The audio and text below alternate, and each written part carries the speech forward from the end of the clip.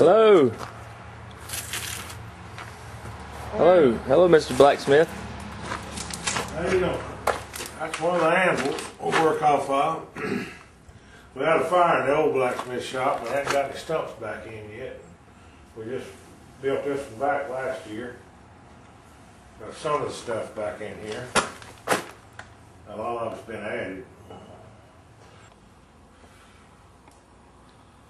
Cone anvils and swedge blocks are hard to find.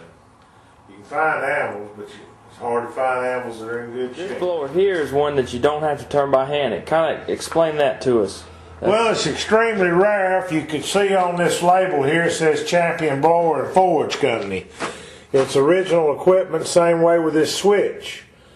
The switch is what people leave and throw away, the variable speed switch. It speeds the motor up and down, slow and fast.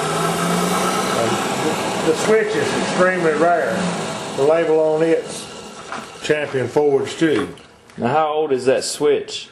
These are about 1900, 1910, 1920, somewhere in there. And the switch was originally bought with the blower. Right.